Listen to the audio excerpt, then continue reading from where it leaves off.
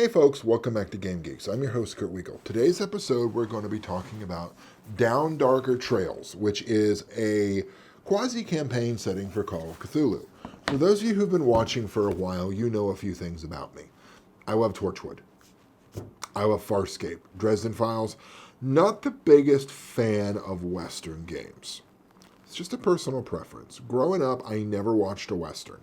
For some reason, whenever my dad tried to watch one of the spaghetti westerns, my mom would pretty much browbeat him into submission and we couldn't watch them. I grew up watching shock theater, which are a bunch of old horror films, usually by Horror Amicus, which probably explains some of my tastes now. Well, Down Darker Trails is a Western campaign setting for either Pulp Cthulhu or regular Call of Cthulhu. You may choose which. Now, my feelings on Pulp Cthulhu are not particularly secret, so I'm going to be approaching this straight from a Call of Cthulhu perspective. I don't mind this. Not a fan of Westerns, but this one actually sort of fits for me.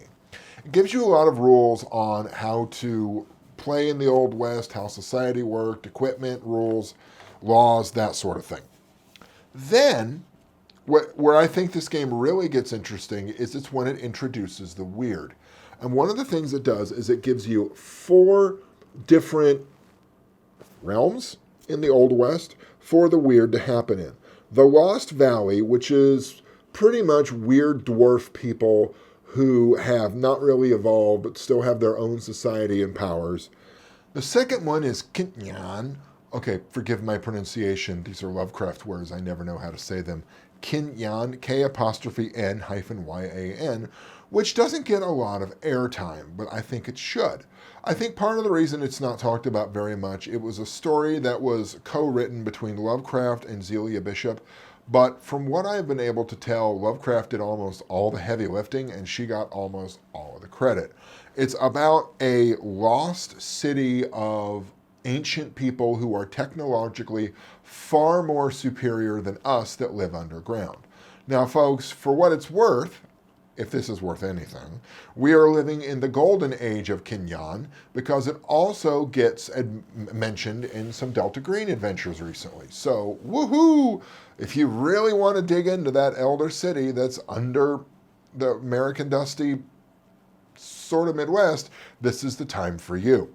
The Shadow Desert, which is essentially the spirit world in a lot of games, where a lot of the bad things live that's not quite in our reality but connected.